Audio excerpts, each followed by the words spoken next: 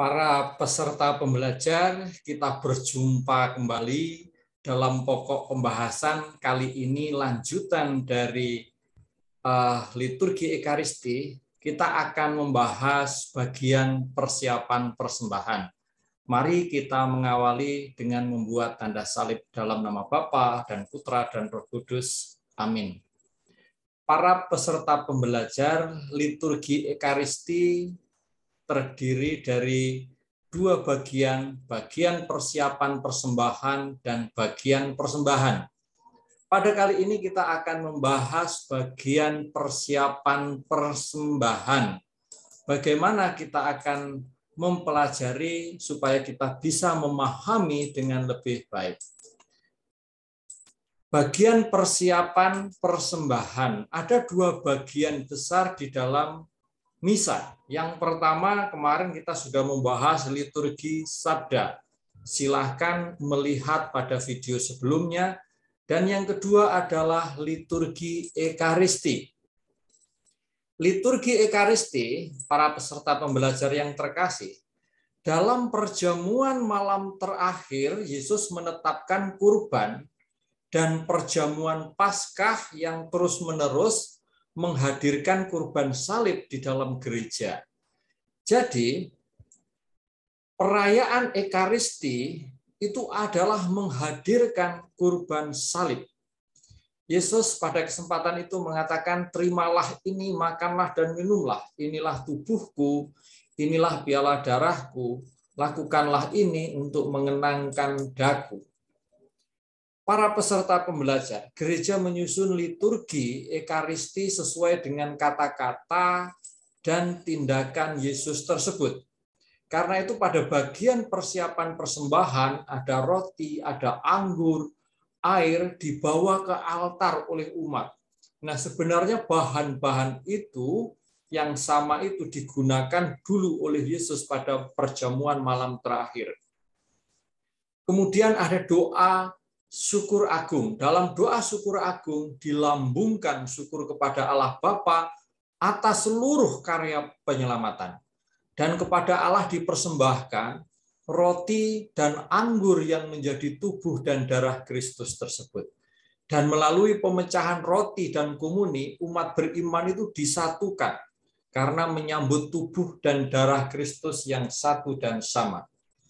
Liturgi sabda yang sudah kita bahas pada pertemuan sebelumnya mewartakan karya agung Allah, dan itu mencapai puncaknya. Karya agung Allah yang diwartakan dalam liturgi sabda mencapai puncaknya pada misteri Paskah yang dikenangkan di dalam liturgi Ekaristi. Jadi liturgi Ekaristi itu mengenangkan misteri Paskah. Lalu bagaimana persiapan persembahan? Pertama-tama dipersiapkan meja Tuhan atau yang disebut altar. Jadi altar itu menjadi pusat seluruh liturgi Ekaristi. Di situ disiapkan apa?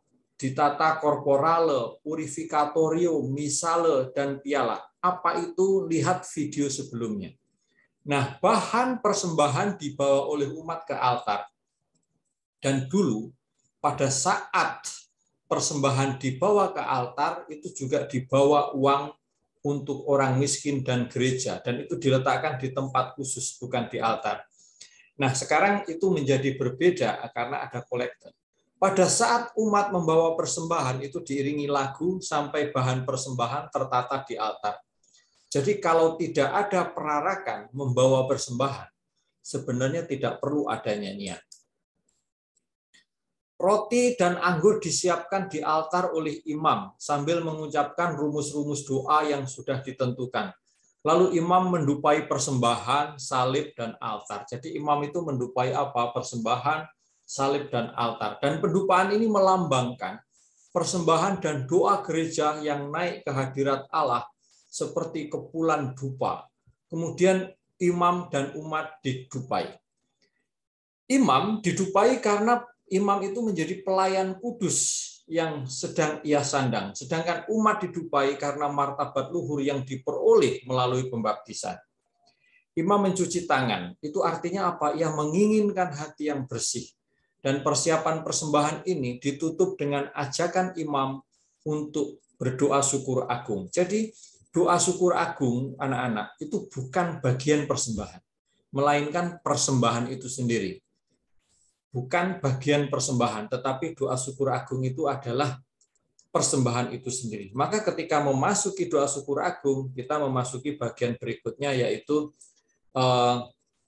persembahan. Nah, sekarang silakan kalian membuat refleksi.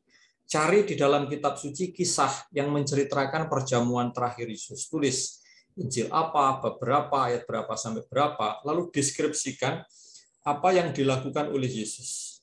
Lalu apa hubungannya perjamuan terakhir tersebut dengan misa yang kita lakukan saat ini sekarang ini. Itu saja anak-anak yang terkasih, para peserta pembelajar, semoga ini memberikan pemahaman kepada kita, pemahaman menjadi lebih baik mengenai Ekaristi, khususnya persiapan persembahan. Dan dengan demikian kita semakin mencintai Ekaristi. Terima kasih, mari kita membuat tanda salib. Dalam nama Bapa dan Putra dan Roh Kudus. Amin. Berkah dalam.